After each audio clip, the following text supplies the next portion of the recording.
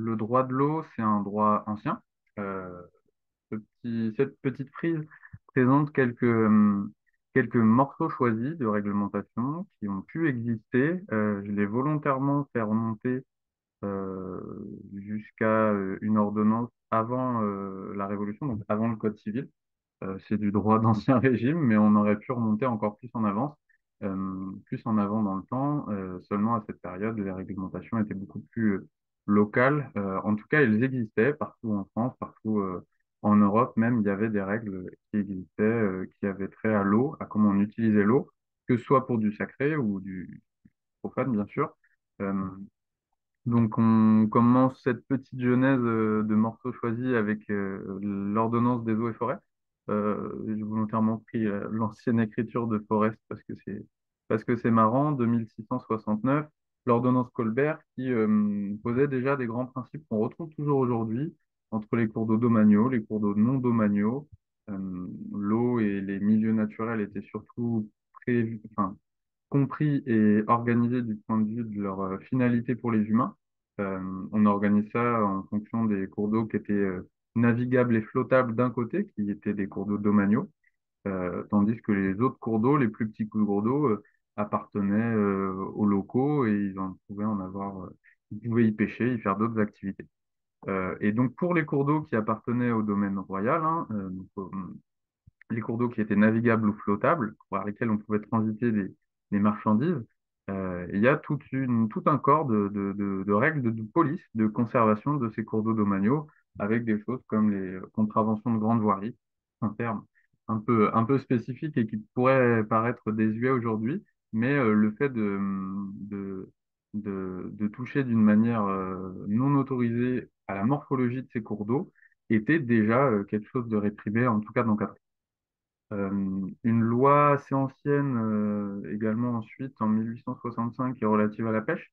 Dedans, on y trouve bien sûr des règles de pêche, mais également des règles beaucoup plus actuelles concernant par exemple la continuité écologique des cours d'eau. On ne parlait pas de continuité à cette époque, mais on parlait, euh, il y avait, cette loi pose l'obligation pour les grands barrages de mettre en place des échelles à poissons. On parlait d'échelles à poissons, donc c'est assez rigolo. À cette période, la réglementation existait déjà. Voilà, le droit de l'eau, c'est pas nouveau. 1902, loi relative à la protection de la santé publique, le préfet peut déjà adopter par décret, enfin des décrets de déclaration d'utilité publique de certaines sources d'eau potable, de prévoir s'il y a lieu un périmètre de protection contre les pollutions de la source, et il est interdit d'y épandre sur ces terrains compris dans ce périmètre des engrais et des forêts des puits. Donc on a enfin, les engrais humains, hein, c'est des sels, hein, basiquement. Euh, donc on a déjà aussi ces règles-là de protection de certaines des ressources, cette fois de la ressource en eau potable, hein, clairement, euh, en 1902, il y a plus d'un siècle.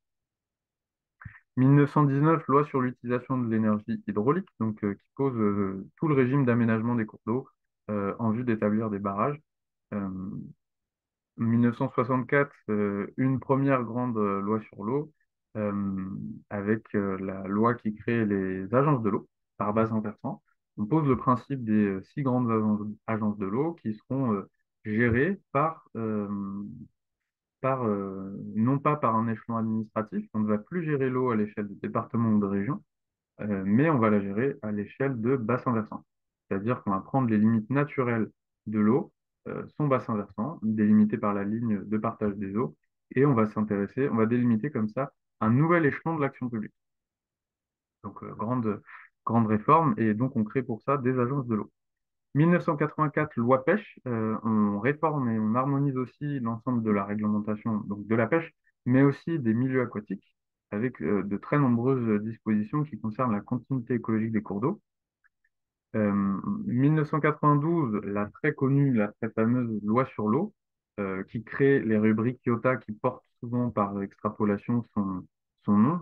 Quand on parle de réglementation de loi sur l'eau, ouvrage de loi sur l'eau, forage de loi sur l'eau, on fait en fait référence à tout ce qui est nouvellement réglementé par cette nomenclature IOTA, qui vient uniformiser tout ce qui était jusque-là sectoriel, hein, avec des règles de pêche, des règles de continuité enfin d'énergie hydraulique, des règles de forage. Voilà. Avant, il y avait plein de lois séparées. Avec la loi sur l'eau de 92, tout ça est géré par une réglementation commune, les IOTA. Euh, on crée aussi les schémas départementaux d'aménagement et de gestion des eaux, pas du tout départementaux, schéma directeur d'aménagement et de gestion des eaux. Je corrigerai avant de vous envoyer les diapos. Création donc des stages.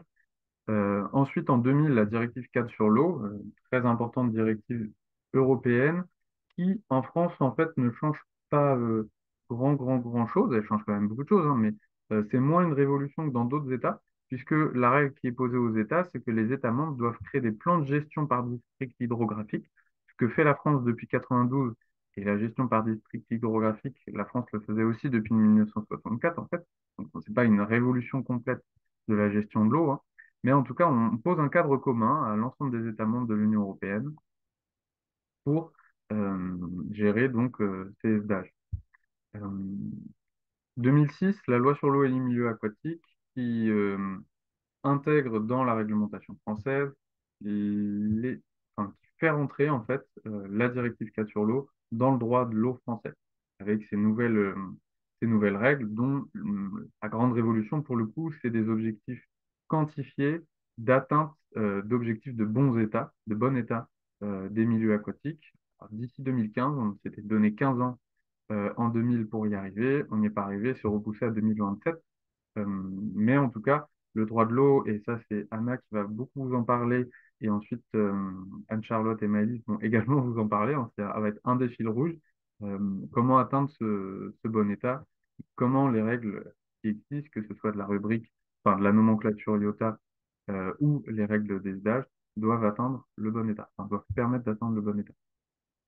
Pour aller plus loin, il y a une autre chronologie proposée par Vie publique avec d'autres dates, d'autres petites choses, mais en tout cas, voilà, c'était arbitraire pour vous montrer que le droit de l'eau, ça date, que maintenant on va dans une direction commune, l'atteinte du bon état des milieux aquatiques.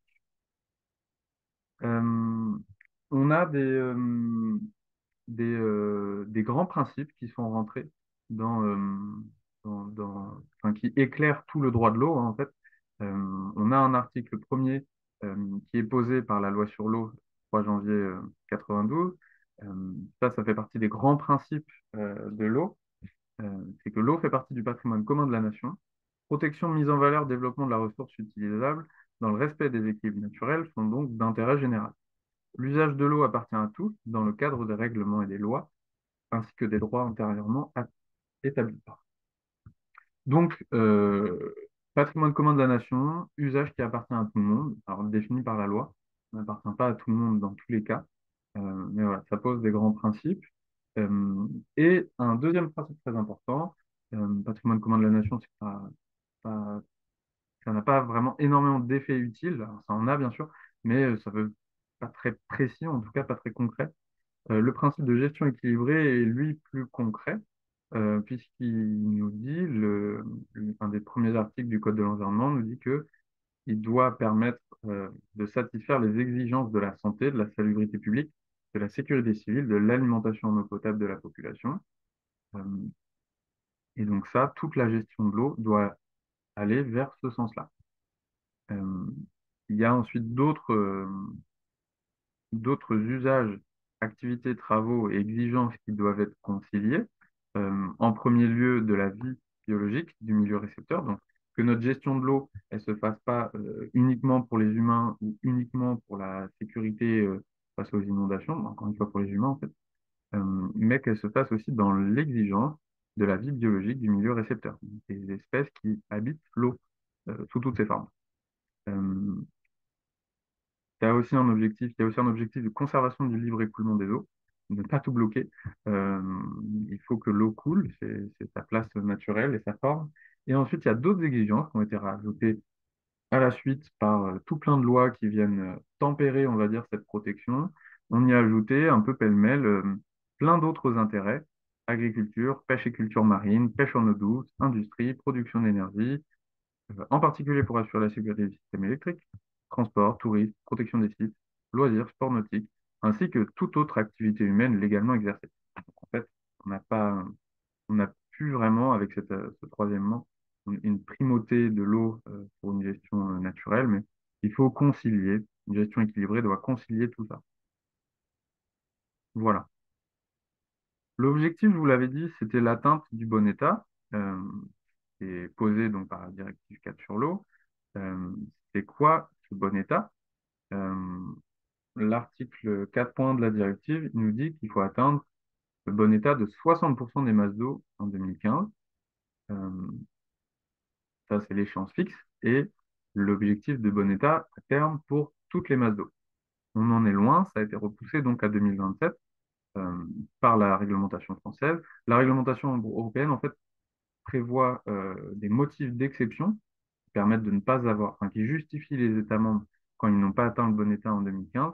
La France a actionné ces motifs-là sur la base de l'article 212.1, 4 et 5 du Code de l'environnement national. Voilà. Donc, on repousse en France. C'est l'échéance du prochain stage, d'ailleurs. L'article 4.1 pose aussi un deuxième objectif très important, qui est celui de non-dégradation des masses d'eau qui sont en bon état. Il ne faut pas que les masses d'eau qui sont déjà en bon état deviennent en état soit bon, moyen, médiocre ou mauvais. Ça serait pas l'objectif. Cette directive pose donc un outil fondamental pour y arriver, c'est le plan de gestion par district hydrographique. Ça, c'est le mot dans la réglementation européenne. En France, ce plan de gestion par district hydrographique, il s'appelle un SDAGE, schéma directeur d'aménagement et de gestion des eaux. Voilà. La Cour de justice de l'Union européenne, en 2015, au moment où on était censé arriver à l'échéance, a quand même rappelé que cette directive ne pose pas juste des objectifs de planification, mais qu'elle déploie de très nombreux effets contraignants, interrogés donc par des États membres qui se questionnaient sur la portée juridique de cette directive. Je vais pousser un petit peu ces trucs pour vous parler, parce que j'en parle pas après, de ce qu'est le bon état. Il y a deux grands paramètres, l'état écologique avec différents paramètres biologiques, c'est-à-dire les espèces qu'on va trouver dans les milieux aquatiques. Si c'est un cours d'eau de montagne avec des eaux très pures, plutôt froides, très oxygénées, et que historiquement on y trouve par exemple des truites, eh ben, il faut qu'il y ait les espèces qui sont censées habiter ce cours d'eau qui soient présentes. Ça, c'est le paramètre biologique. On trouve d'autres paramètres biologiques comme les mulettes, d'autres espèces d'invertébrés qui peuplent les cours d'eau. Ça va être des espèces plutôt sensibles. Et si le cours d'eau est en bon état, bah, elles sont censées être là. En fonction des cours d'eau, c'est pas les mêmes espèces, bien sûr. Mais ça, c'est le paramètre biologique. Et il y a d'autres paramètres qui soutiennent la biologie. Ce sont des paramètres, par exemple, physico-chimiques, la température de l'eau, sa turbidité, des choses comme ça. L'hydromorphologie du cours d'eau, c'est-à-dire est-ce que le cours d'eau a divers faciès d'écoulement? Est-ce qu'il y a des écoulements lents, des écoulements rapides? Est-ce qu'il y a des écoulements qui frottent contre des matières sableuses? Est-ce qu'il y a des roches? Est-ce que le substrat, c'est que de l'argile? Voilà, tout ça, c'est hydromorphologique, c'est la forme du cours d'eau. Et il y a d'autres paramètres relatifs à certains polluants spécifiques. Tout ça, c'est le bon état écologique. Il y a 5 descripteurs, très bon, bon, moyen, médiocre, qui est, je veux dire, relatif à la moyenne en latin, et mauvais, mauvais état. Donc, il faut que ça soit très bon, soit bon, pour qu'on soit considéré comme en bon état. Sinon, si c'est moyen, médiocre ou mauvais, on est en mauvais état. Enfin, on n'est pas bien, en tout cas, vis-à-vis de la réglementation. L'état chimique, quant à lui, il est comparé, il doit être comparé à partir de 41 substances qui sont obligatoirement suivies avec des seuils. Soit on est au-dessus du seuil et on est bon, soit on est en dessous du seuil. Enfin, on dépasse le seuil, plutôt on est mauvais. Si on est en dessous du seuil, on est bon. Voilà. Ce bon état-là, ensuite, euh, pour suivre si on arrive à atteindre le bon état avec les mesures qui sont prévues dans le dosage, on fait quelque chose qui s'appelle un état des lieux. C'est une obligation qui est posée par l'article 15.3 de la directive cadre sur l'eau. C'est pour les États membres de faire une méthodologie, de suivre une méthodologie dans un cadre européen qui est suivi par la Commission européenne. Voilà, les États doivent rendre des copies à la Commission européenne qui dit ensuite si c'est bien, si c'est pas bien, comment améliorer l'état des lieux. En tout cas, les objectifs d'un état des lieux, c'est qu'il soit pérenne dans le temps et qui permettent de comparer l'état des masses d'eau entre elles et dans le temps, de suivre si on améliore la qualité ou pas. Il peut y avoir parfois des changements de méthodologie qui conduisent à déclasser des catégories de cours d'eau. Par exemple, un état écologique peut passer de bon à moyen alors que les paramètres n'ont pas trop changé si la méthode change. Alors, ça, c'est vraiment très très rare. Il y a eu le cas dans le stage Loire-Bretagne où il y a eu une évolution de la méthode. Et ça, c'est vraiment très très rare. C'est juste pour l'anecdote. Ces méthodes-là, elles sont posées par des circulaires et par des arrêtés qui sont extrêmement compliqués. Je vous renvoie vers ces textes directement. On ne va pas rentrer dans le détail, mais il revient aux acteurs publics de suivre ces méthodes-là pour faire l'état des lieux d'usage. Voilà, en gros. Euh, donc, parcourons la synthèse de l'état des lieux d'usage Loire-Bretagne. Normalement, vu que je suis en partage d'écran, vous devriez voir mon écran. Alors, ah, ça c'est l'ado.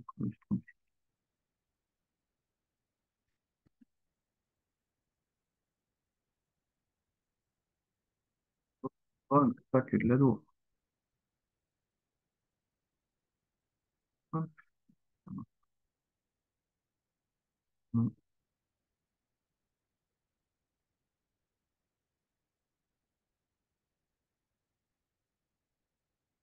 hop, vous allez à direct.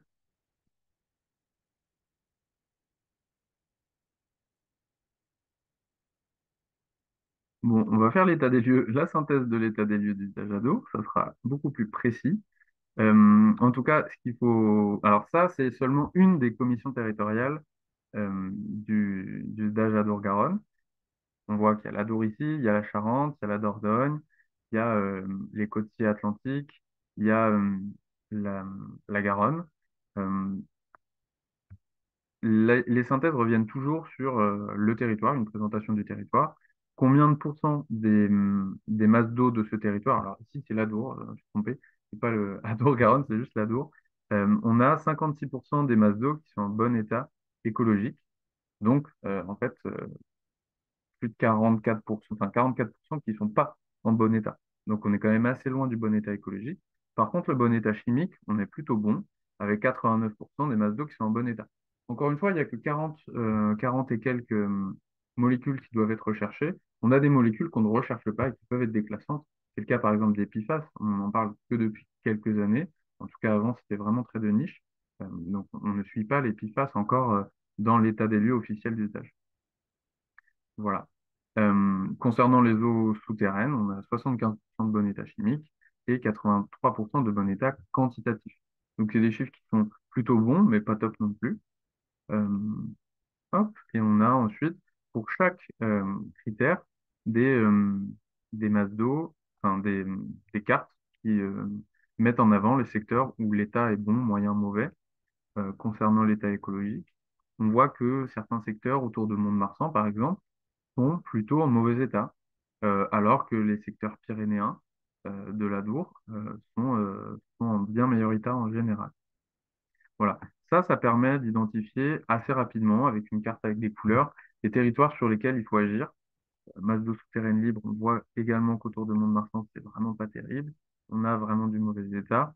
Et il faut voir ensuite, il faut aller lire l'entièreté du compte rendu pour, euh, pour creuser les sujets en fonction des territoires qui nous intéressent. On voit que l'azote, on est clairement sur un enjeu qui concerne beaucoup ce groupe territorial de l'Adour. Euh, si on avait la carte de Lourdes-Garonne, on pourrait voir à l'échelle de la région quels sont les territoires les plus touchés par par ces problématiques. La pression de prélèvement sur les masses d'eau, quelle quantité d'eau on prélève, on voit qu'il y a des secteurs plus sous pression que d'autres, l'altération de la morphologie des cours d'eau, avec à chaque fois une petite synthèse qui explique la carte. Voilà, l'état des lieux, c'est vraiment un document top. Il y en a pour chaque unité de gestion d'usage. Et voilà, je vous invite à les lire. Et je vous mettrai les différents liens de tous les bassins dans la présentation. Voilà, ça va être tout pour cette introduction.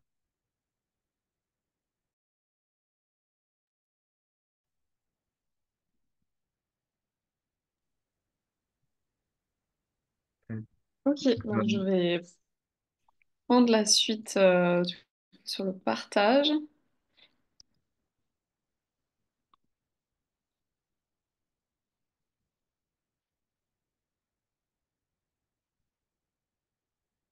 Ok, est-ce que là c'est bon?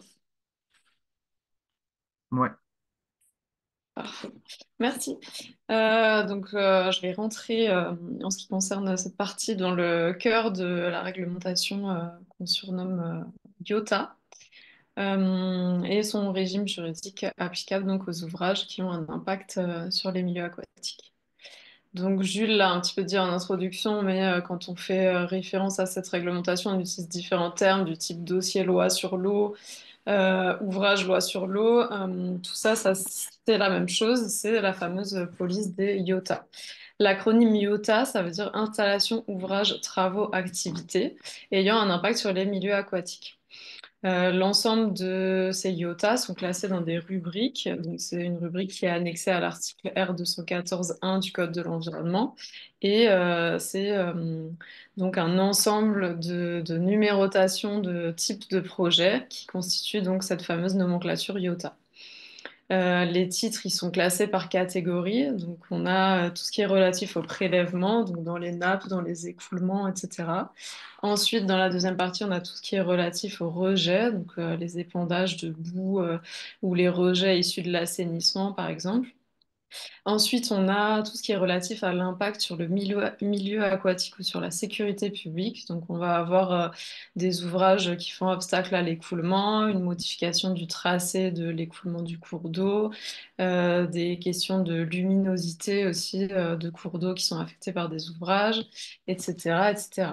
Et enfin, on a aussi une catégorie spécifique sur l'impact sur le milieu marin. Cette nomenclature, elle va nous permettre de déterminer le régime juridique applicable pour chaque IOTA. Donc, on va être soit dans un régime d'autorisation, soit dans un régime de déclaration du projet. Ce régime-là, il va être déterminé en fonction de seuils qui, dans la plupart des rubriques, se basent sur des surfaces, des volumes ou une longueur de milieu impacté.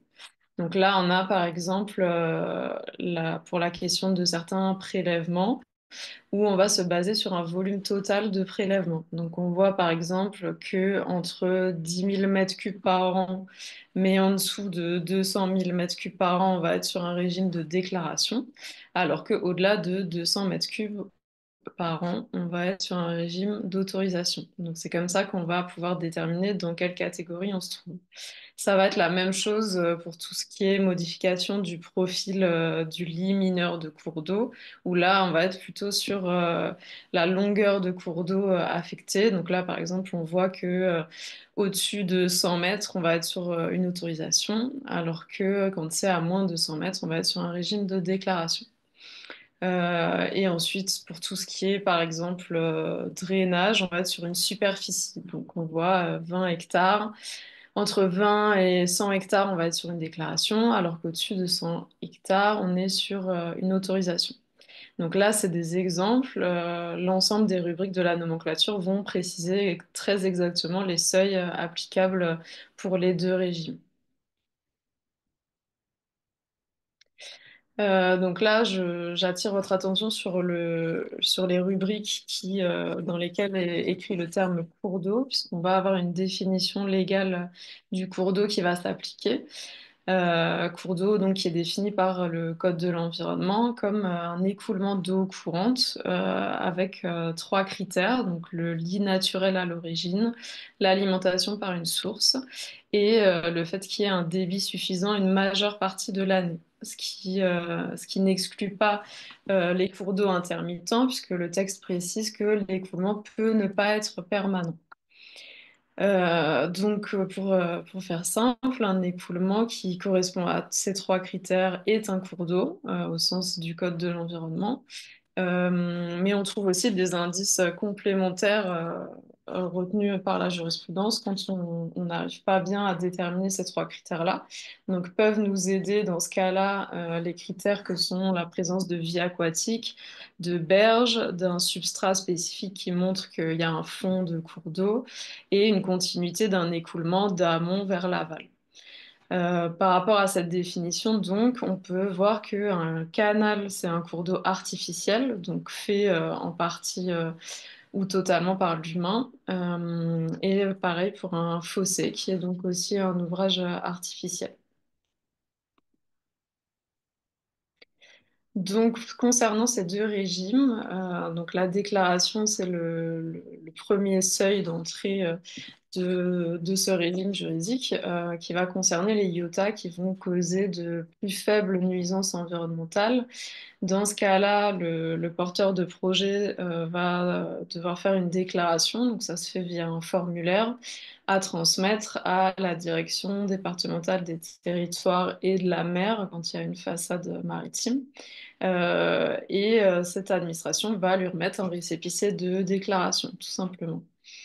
Il faut noter que les travaux qui concernent spécifiquement la restauration des fonctionnalités naturelles sont dans le régime de la déclaration sans qu'il y ait une question de seuil. Donc là, c'est cette rubrique-là, 33-50.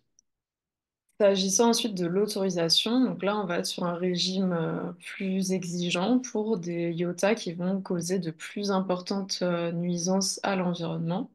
Dans ce cas-là, on va rentrer dans une procédure d'autorisation environnementale qui est la même que la procédure pour les installations classées pour la protection de l'environnement que vous connaissez peut-être. Vis-à-vis de ces régimes-là, il faut noter qu'une association peut tout à fait demander communication de l'autorisation ou de la déclaration au titre du droit d'accès à l'information environnementale. Donc il est censé y avoir une certaine transparence vis-à-vis de ces projets-là et de leurs impacts. S'agissant du coup de cette procédure de demande de déclaration ou d'autorisation, c'est un dossier qui va être déposé donc au DDTM ou au DREAL selon le régime. Donc DDT pour les déclarations et DREAL pour l'autorisation environnementale. À noter qu'un seul projet sur un même site peut concerner plusieurs rubriques, évidemment. Dans ce cas-là, on va bien sûr faire un dossier unique. Et plusieurs demandes sur différents sites peuvent aussi être regroupées si c'est une même activité et si le projet se situe sur une unité hydrographique cohérente. Dans ce cas-là, on va grouper la procédure pour tout ce qui est études environnementales, mais aussi pour l'enquête publique. La décision qui sera rendue dans ce cas-là, elle pourra être collective, donc prescrire des mesures pour l'ensemble des secteurs ou distinguer par projet et par secteur. La démarche aujourd'hui, elle peut se faire entièrement en ligne. Donc là, vous avez les deux liens si vous voulez aller voir le contenu de ces procédures. Donc le lien d'un côté pour la déclaration et de l'autre pour l'autorisation. Ensuite, s'agissant des réglementations que doivent respecter les IOTA, il faut noter que les IOTA doivent être conformes au SAGE et compatibles avec le SDAGE. Puisque les décisions IOTA doivent s'inscrire dans la gestion équilibrée et durable de la ressource en eau, sinon ils ne peuvent pas être autorisés par l'autorité administrative. Ce qui veut dire que les décisions rendues par l'autorité préfectorale dans le cadre de cette réglementation loi sur l'eau doivent être donc compatibles avec le SDAGE. Donc, compatible, ça veut dire compatible après une analyse globale à l'échelle du territoire pertinent. Donc là, je vous ai mis ce que dit la jurisprudence sur cette notion de compatibilité. Donc on voit que c'est un rapport assez souple, puisqu'on va venir rechercher dans le cadre d'une analyse globale à l'échelle d'un territoire pertinent pour apprécier les effets du projet sur l'eau. Si donc l'autorisation ou la déclaration ne contrarie pas les objectifs et orientations fixés par le SDAGE, tout en tenant compte du degré de précision, euh, on va pouvoir évaluer ce rapport de compatibilité. Et là, la décision précise bien qu'on ne recherche pas l'adéquation de l'autorisation au regard de chaque orientation ou objectif particulier, mais toujours dans cette analyse globale. Le rapport est plus strict s'agissant du SAGE, puisque les décisions dans le cadre de la loi sur l'eau doivent être conformes avec le SAGE, en particulier avec son règlement et les documents cartographiques qui appuient le règlement. Donc le rapport de conformité, lui, est beaucoup plus strict, puisqu'on va être dans un respect strict de ces dispositions du règlement. La Cour de justice de l'Union européenne, elle a confirmé tout ça puisque elle a rendu une décision en 2015 qui dit que les États membres sont tenus, sous réserve bien sûr de l'octroi d'éventuelles dérogations, de refuser l'autorisation d'un projet si le projet est susceptible de provoquer une détérioration de l'état d'une masse d'eau de surface ou s'il compromet l'obtention du bon état écologique. Donc, comme je disais, des dérogations pour des motifs d'intérêt général majeurs peuvent être accordées. C'est prévu par la directive cadre et par le Code de l'environnement.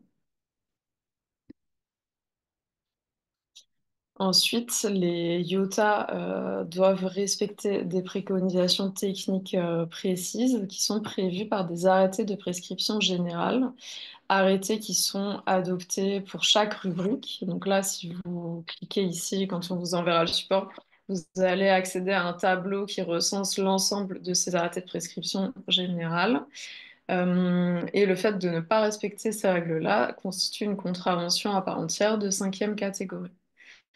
C'est possible pour l'autorité administrative d'apporter des préconisations techniques complémentaires dans le cadre de la déclaration et c'est obligatoire dans le régime de l'autorisation environnementale. Donc là, à titre d'exemple, l'arrêté de prescription générale peut prévoir des mesures pour assurer la franchissabilité par les poissons, pour garantir le transport des sédiments. Il est possible aussi de prévoir des mesures de préservation de l'écoulement. Euh, ainsi que d'imposer l'équipement par des compteurs volumétriques et de tenir à jour évidemment l'index de ces compteurs. Donc ça, c'est des exemples, mais il y a énormément de mesures que vous pouvez aller lire si ça vous intéresse concernant certains projets spécifiques. On a donc évidemment aussi un régime de sanctions qui est prévu, et donc le fait de réaliser ou d'exploiter des IOTA soumis à une autorisation environnementale sans avoir bénéficié de l'autorisation constitue un délit, délit qui est sanctionné par 1 an d'emprisonnement et 75 000 € d'amende. À noter aussi que les sanctions vont être plus fortes en cas d'exploitation en méconnaissance d'actes qui ont été pris. Donc, par exemple, si on a demandé une autorisation et qu'elle a été refusée, ça signifie qu'on était en connaissance de la réglementation et qu'on a décidé d'exploiter quand même, ou de méconnaître le fait que l'autorisation a été retirée par l'autorité administrative, par exemple. Dans le régime de déclaration, on est sur une contravention quand on a exploité donc une installation sans avoir effectué cette déclaration.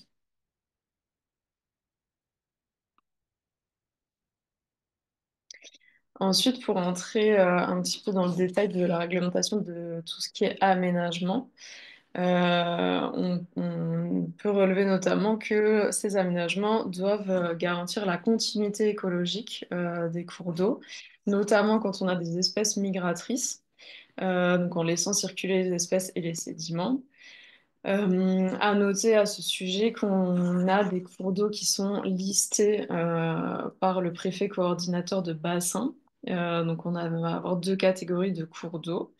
Pour les cours d'eau de la liste 1, l'objectif, c'est de protéger les continuités écologiques existantes, puisque le critère de ce classement en liste 1, ça va être le fait qu'on a un cours d'eau en très bon état écologique, ou un cours d'eau identifié par le SDAGE comme étant un réservoir de biodiversité, ou encore un cours d'eau qui nécessite une protection particulière pour les poissons migrateurs qui s'y trouvent. L'effet de ce classement, donc, ça va être d'interdire Enfin, ça va être impossible d'autoriser des ouvrages qui constituent des obstacles à la continuité. Et le renouvellement d'une autorisation, il va se faire seulement à condition qu'on ait des prescriptions qui garantissent la qualité du cours d'eau.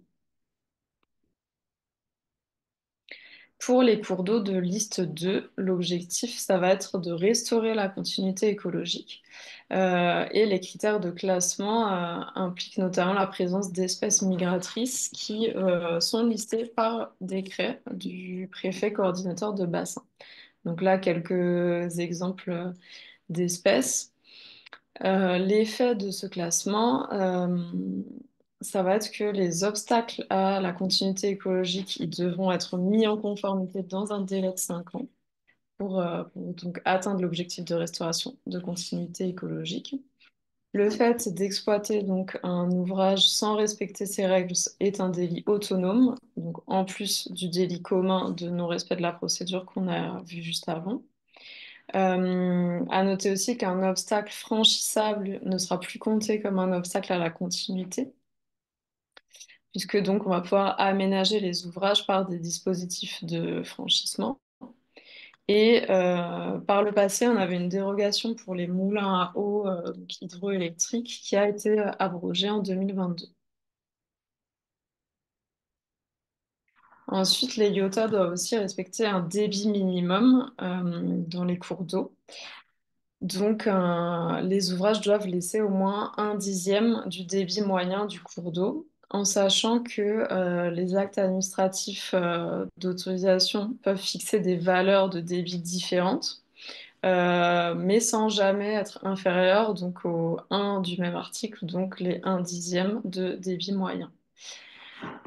Puisque le débit minimal fixé par le préfet doit garantir en permanence la vie, la circulation et la reproduction des espèces présentes dans le cours d'eau.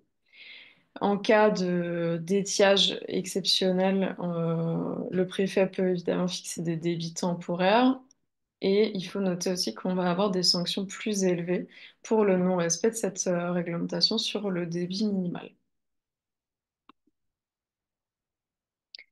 S'agissant ensuite des frayères, qui sont protégées évidemment aussi par la nomenclature IOTA. Elles sont fixées pour chaque département par arrêté préfectoral et le fait de détruire des frayères sera doublement réprimé puisqu'on va avoir une répression administrative du fait de ne pas avoir respecté le régime IOTA. Donc comme on le disait, sans autorisation, on va être sur un délit, sans déclaration, on va être sur une contravention. Mais on va aussi avoir une répression pénale spéciale, puisque la destruction de frayères ou de zones d'alimentation qui sont listées dans un texte du Code de l'environnement est un délit à part entière, punissable de 20 000 euros d'amende. Dans ce cas-là, sur cette rubrique-là spécifique aux frayères, l'arrêté de prescription générale y prévoit plusieurs règles pour réaliser ces travaux, dont notamment l'interdiction de faire les travaux pendant la période de reproduction.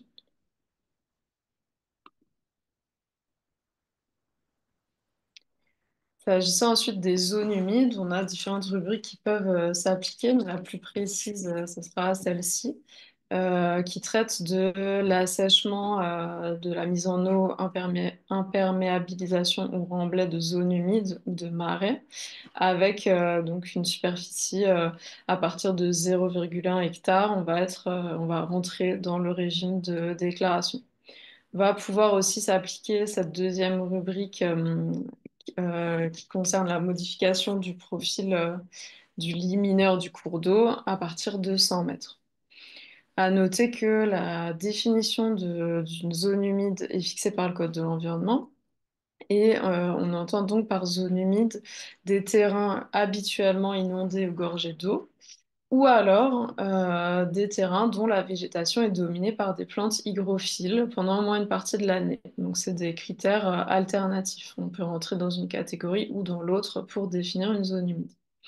Euh, Si ça vous intéresse le sujet des zones humides, on vous a mis le lien ici vers un recueil de jurisprudence qui concerne un certain nombre de réglementations applicables aux zones humides et qui est une ressource assez intéressante à consulter. Pour savoir si on a une zone humide sur un secteur, on va pouvoir aller se renseigner ici dans le SIGO, qui donc recense les inventaires de zones humides. Et là, c'est un petit extrait, donc c'est une cartographie de ce type-là, où vous allez pouvoir voir si un secteur est considéré comme une zone humide dans le cadre de cette cartographie. Ensuite, un petit mot pour terminer sur la réglementation des prélèvements. Prélèvements qui donc rentrent aussi dans la réglementation Utah, mais ici on va distinguer puisque on a le code civil qui autorise l'usage de l'eau pluviale et des sources. Donc le code civil nous dit que tout propriétaire a le droit d'user et de disposer des eaux pluviales qui tombent sur son fond. Et il peut aussi user des cours d'eau pour irriguer ses terrains. À noter donc que le prélèvement domestique, c'est-à-dire jusqu'à 1000 m3 par an, nécessite une déclaration en mairie au titre du Code général des collectivités territoriales. Mais au-delà de 1000 m3 par an, on va rentrer dans la réglementation loi sur l'eau. Euh, Avec notamment ces catégories-là, puisque un prélèvement, donc par exemple en forage ou un puits, sera déclaré si le prélèvement est supérieur à 10 000 m3 par an. Le prélèvement dans des cours d'eau et milieux aquatiques sera déclaré si la capacité de prélèvement est supérieure à 4 000 m3 par heure. Et les prélèvements dans les zones de répartition des eaux nécessite une déclaration pour tous les ouvrages et on va rentrer dans le régime de l'autorisation si le prélèvement est supérieur à 8 mètres cubes par heure. Et là, vous avez un exemple de la zone de répartition des eaux en Aquitaine-Limousin, Poitou-Charentes.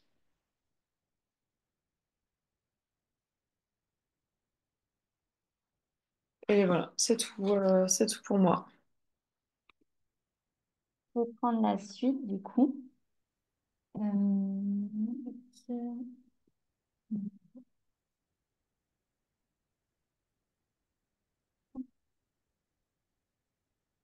Donc, je vais prendre la suite et vous présenter tout ce qui est gouvernance de l'eau. Donc, on prend un peu de recul et à l'échelle des différents bassins.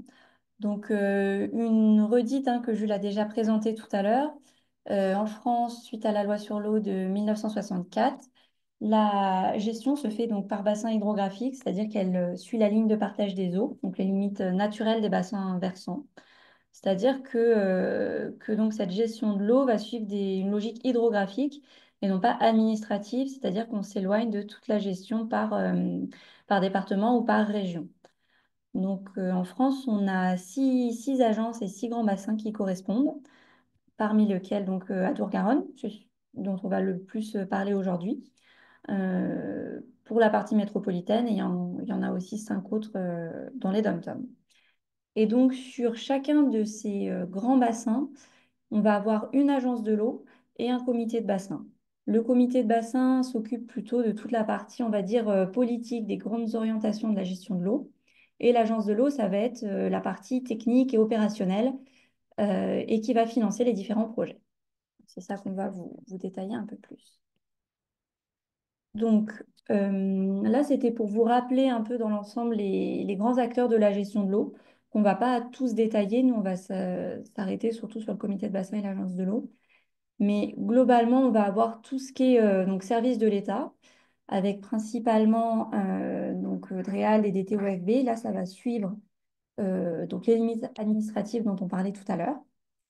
Ensuite, on a donc les agences de l'eau, qui sont des établissements publics de l'État qui vont être le bras technique, financier, opérationnel du comité de bassin. Le comité de bassin, lui, donc, c'est aussi appelé le Parlement de l'eau.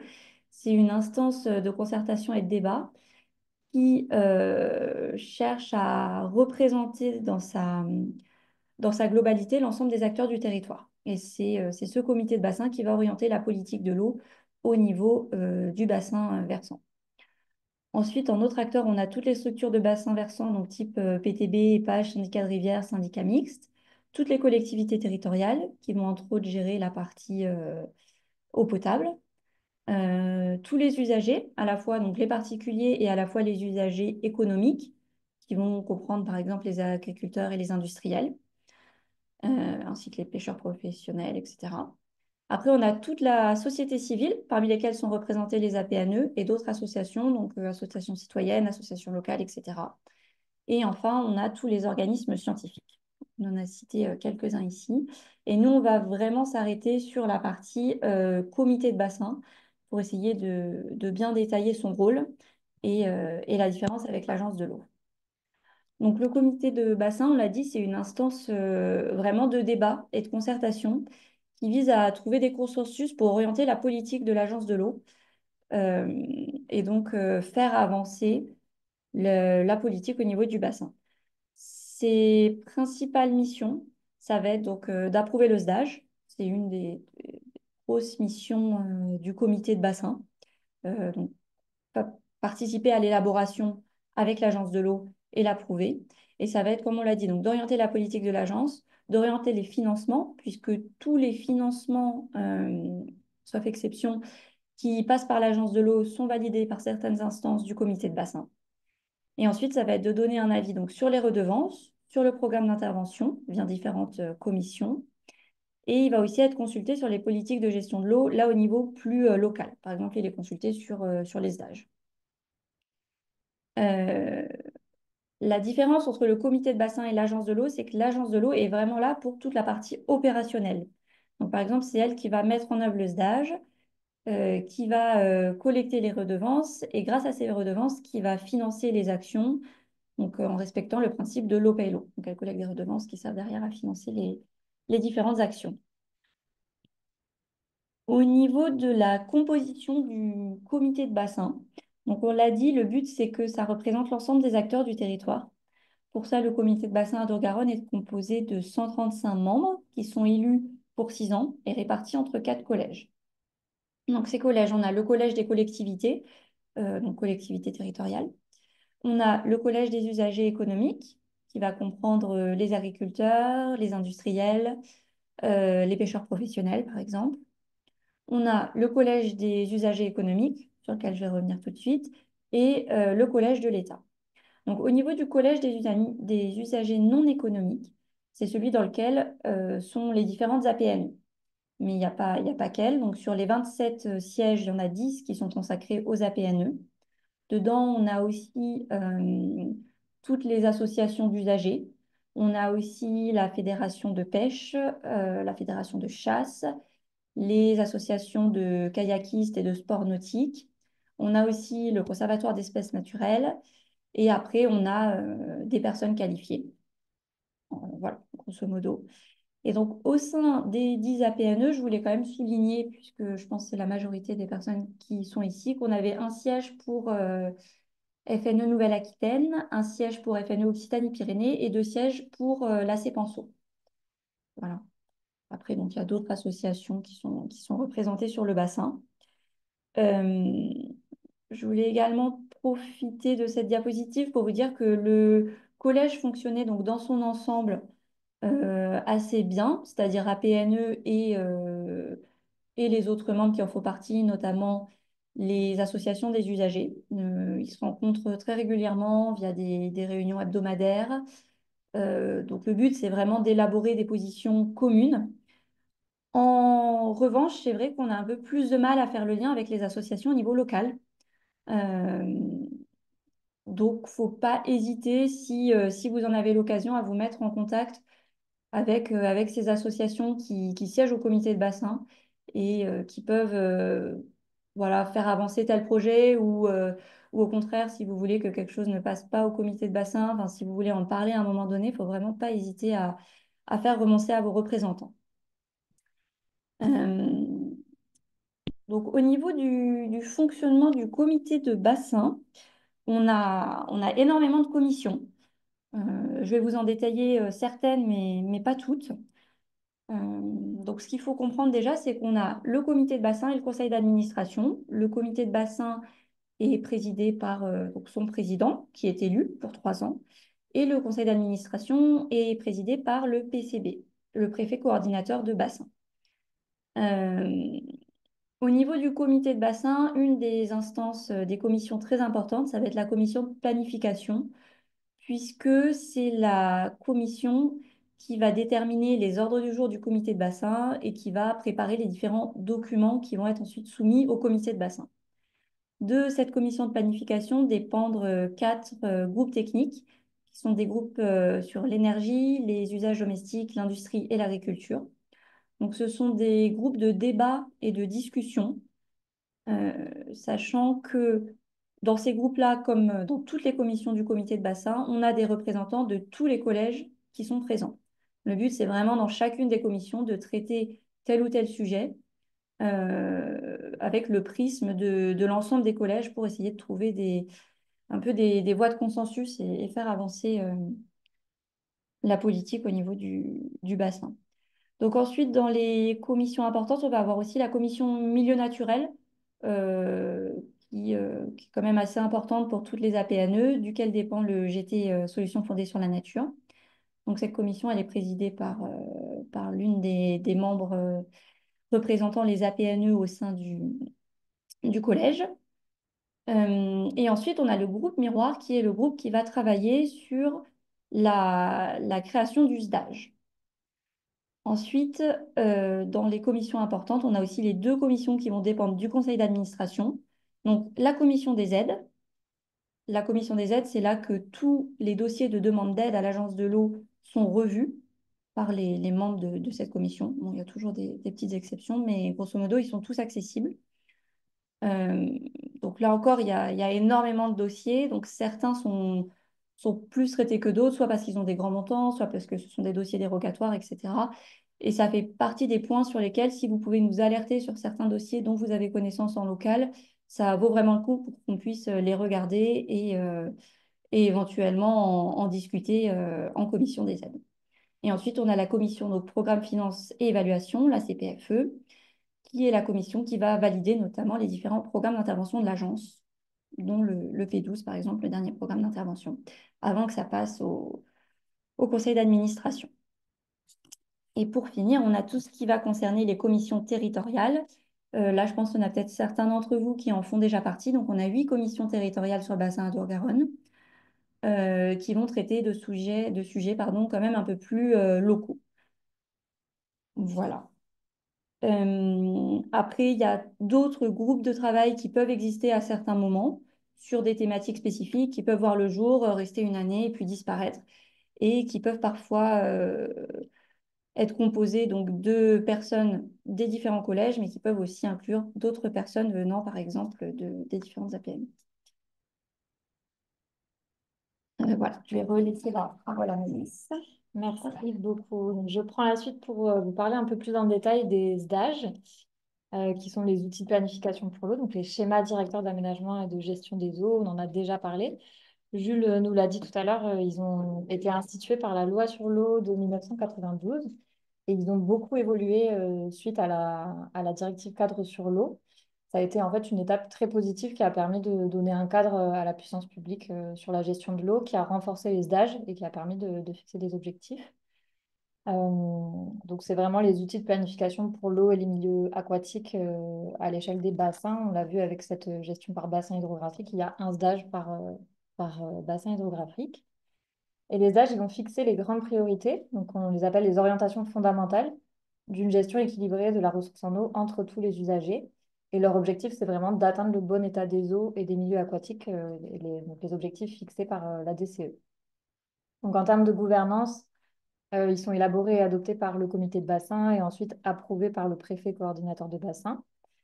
Et c'est l'agence de l'eau et la délégation de bassin de l'Adréal qui vont coordonner les travaux d'élaboration avec les services de l'État. Et il y aura aussi les acteurs des territoires qui seront associés aux travaux. Donc, on a les structures locales de gestion de l'eau, les collectivités, les chambres consulaires, qui apportent leur contribution aux différentes étapes de préparation et qui expriment leur avis. Et le public est aussi consulté lors de deux étapes clés d'élaboration des SDAGE, donc au niveau des grands enjeux et des SDAGE avec les mesures.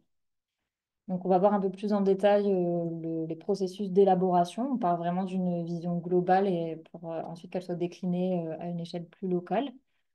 Donc, en tout début, on a un état des lieux qui est fait des eaux superficielles et souterraines. Cet état des lieux, il permet d'identifier, de quantifier et prioriser les pressions qui s'exercent sur les masses d'eau du bassin. Et donc, il a pour objectif de cibler les cours d'eau, les lacs, les nappes souterraines sur lesquelles il va falloir engager des actions pour atteindre le bon état des eaux. Ensuite, donc, il va nous permettre d'identifier les questions importantes. Donc, ça va être les principaux enjeux en matière de gestion de l'eau.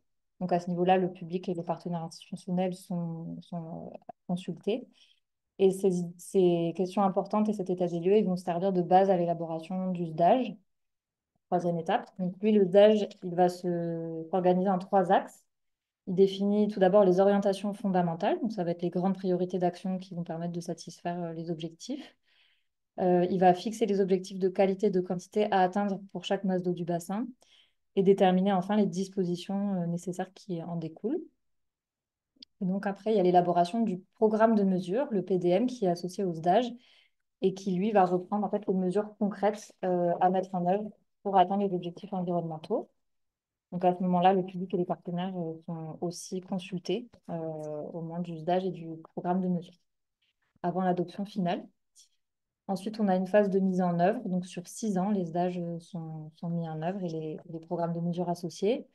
Ce sont les services de l'État et les établissements publics qui s'organisent pour apporter leur appui financier, technique au projet via les plans d'action opérationnels territorialisés et aussi les acteurs de la gestion de l'eau à travers les plans d'action locaux, les contrats de milieu, les programmes d'intervention de l'Agence de l'eau, donc le 12e programme en cours notamment les sages aussi, qu'on va détailler juste après.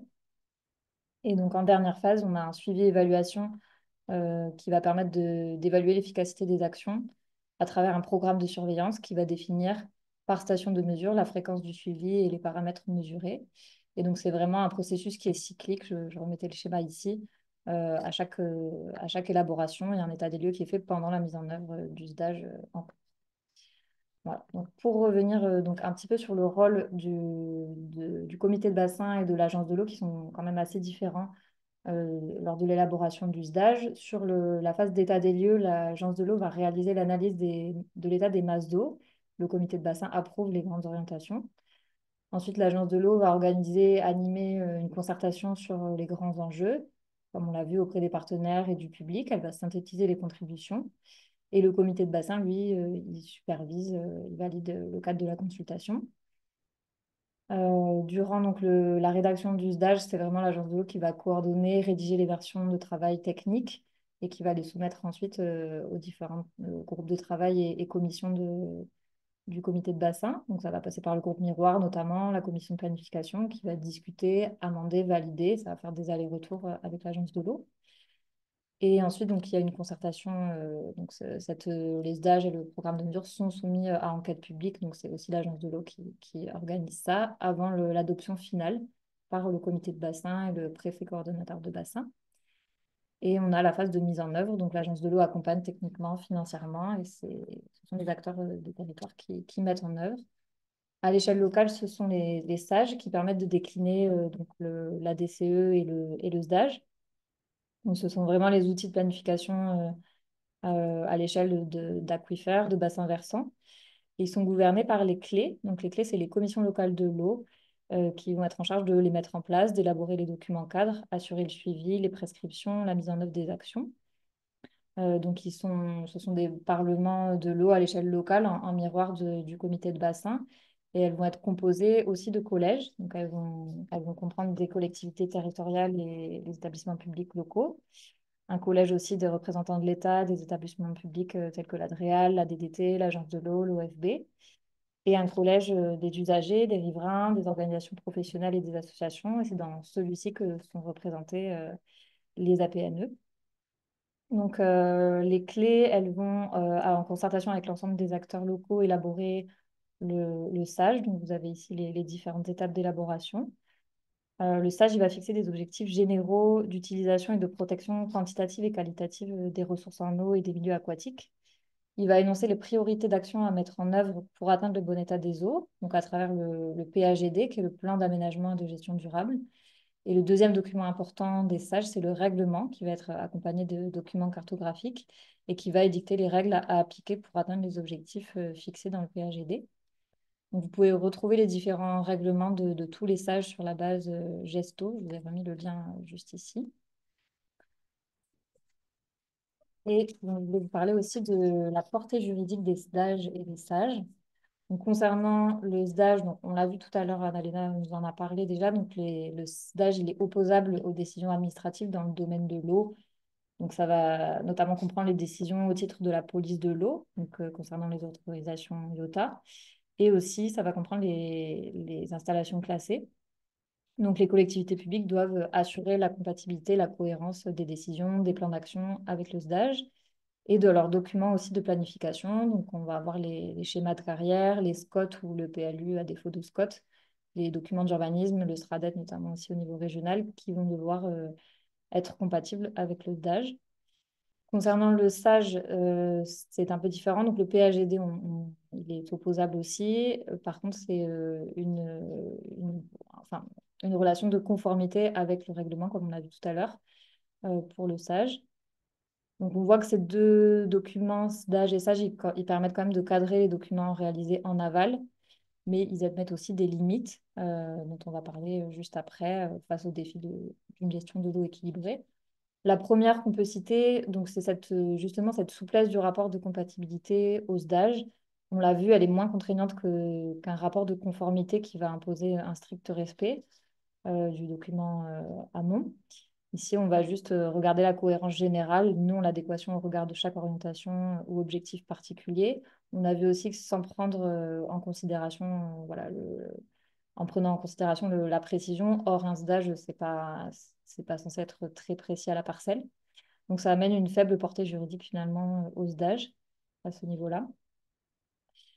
On a aussi donc une limite qui est due à la temporalité, au temps long d'élaboration, qui vont faire que parfois les états des lieux vont apparaître comme insuffisants parce qu'ils se basent sur des données finalement peu récentes et qui vont être encore moins récentes au moment de la validation des SDAGE et des SAGE 5 ou 10 ans après et de leur mise en œuvre. Donc, ces temps longs d'élaboration font qu'ils sont peu représentatifs de la situation locale au moment des mises en œuvre. Et de plus, il y a beaucoup de molécules qui ne sont pas forcément prises en compte. Donc, Jules le disait tout à l'heure, il y a aussi donc, les molécules ubiquitées, par exemple, qui sont pour la plupart retirées parce qu'elles sont partout présentes. De nouvelles molécules comme les métabolites de pesticides, les PFAS aussi, qui sont peu prises en compte, voire des fois jamais mesurées, alors qu'elles sont pourtant très présentes dans les eaux brutes du robinet à des taux très élevés. Donc, tout ça fait que voilà, les états des lieux sont parfois insuffisants. On a aussi des limites par rapport au levier quant à la gestion quantitative qui se joue souvent ailleurs et qui dépendent d'autres politiques sectorielles. Donc, les SDAGE et les SAGE, ils ne sont pas toujours tenus informés des prélèvements. C'est l'ADREAL qui va fixer et déterminer les volumes prélevables et les autorisations seront délivrées après par les organismes uniques de gestion. Et les SDAGE et SAGE voilà, n'ont pas forcément de levier sur enfin, les prélèvements et la gestion quantitative. Et on a aussi donc des limites qui peuvent être liées au fonctionnement. Donc, dans les SDAGE, au comité de bassin, ça va reposer beaucoup sur une concertation entre les parties prenantes et donc la recherche d'un consensus qui peut freiner l'avancée et la prise de grandes décisions, minorer l'ambition du SDAGE. Et en SAGE, ça va être aussi un peu similaire. En clé, les avis sont parfois divergents des parties prenantes. Et donc, on va avoir des jeux, des rapports de force qui vont des fois conduire à évacuer des enjeux délicats, diluer des mesures contraignantes pour atteindre des objectifs environnementaux. Et donc, ça peut amener à des documents PAGD, règlements du SAGE qui sont parfois assez faibles. Donc, par exemple, dans les règlements que vous pourrez consulter, on trouve souvent, avec des rares exceptions, mais des règlements de 3 à 7 règles et qui interdisent pas vraiment la destruction de zones humides, de ripisylves, les pollutions diffuses, etc. Voilà. Donc ça, c'est dû au fait que certains membres de clés sont très réticents à acter des points de règlement stricts et protecteurs pour l'environnement. Mais donc là, j'ai cité beaucoup de limites, mais on a quand même des leviers. Donc, ces outils ils permettent de renforcer, de donner un cadre qui ferait défaut sinon. Et on a des leviers en tant que bénévole aussi, association de protection de la nature et de l'environnement, que ce soit en clé ou en comité de bassin ou même à travers les consultations publiques. Et du coup, je vais laisser Anne-Charlotte parler de la consultation publique en cours sur le stage en cours d'élaboration. Hop. Donc, euh, on est actuellement déjà en train d'élaborer le prochain stage, donc 2028-2033. L'état des lieux a commencé il y a déjà 2 ans, donc fin 2023. C'est ce que disait un peu Maïlis, on a un peu un problème de temporalité où l'état des lieux commence forcément assez tôt parce que le processus d'élaboration du stage est très long avec les différentes consultations, les allers-retours entre le comité de bassin, l'agence, les différentes commissions du comité de bassin, etc. Donc, euh, donc ça fait que l'état des lieux est non seulement tôt et se base en plus sur des vieilles données. Il faut reprendre un peu ce qui avait été dit. Donc là, on vous a montré le calendrier de l'état des lieux de ce stage. Pardon, pas de l'état des lieux, le calendrier de l'élaboration de ce stage avec 2 consultations du public. Donc une première qui a lieu en ce moment et qui va concerner tous les enjeux liés à l'eau. Donc ça, c'est encore présent pour quelques semaines et on vous invite fortement à y participer. J'y reviendrai juste après. Suite à ce recueil d'avis citoyens, il va y avoir l'élaboration donc, du premier projet de stage. Avec des allers-retours entre le comité de bassin, les différentes commissions du comité de bassin, dont le groupe Miroir et la commission planification et l'agence de l'eau en tant que telle. Quand un projet, on va dire, satisfaisant aura vu le jour, il y aura une enquête publique avec consultation à la fois des partenaires et du public, où à nouveau on pourra exprimer notre avis. Puis, il y aura de nouveau le processus de passage dans les différentes commissions, dans le groupe Miroir, commission planification, etc. Et le stage devrait être adopté par le comité de bassin fin 2027 pour une mise en œuvre en 2028. Au niveau donc de cette consultation en cours, c'est jusqu'au 25 mai, donc c'est assez prochainement. On vous a mis le lien ici, là, en cliquant sur l'image. Vous êtes tous invités à y participer. Euh, on est en train de monter avec le Collège des usagers non économiques des pistes de réflexion qui sont pas encore là, mais qui seront accessibles, qu'on vous enverra par mail d'ici la semaine prochaine. Le but, c'est pas forcément de faire des copier-coller parce que dans ces cas-là, c'est pas pris en compte en fait. Mais ça va être voilà, de reprendre les idées si elles vous paraissent pertinentes et puis d'y ajouter des exemples locaux puisque c'est pas mal ce que recherche aussi l'agence. Voilà, donc on vous invite tous à y participer. Et je crois qu'avec ça, on finit notre webinaire. Donc je pense qu'on va prendre les différentes questions. Il y en avait peut-être déjà dans le chat. Et sinon, si vous voulez vous exprimer.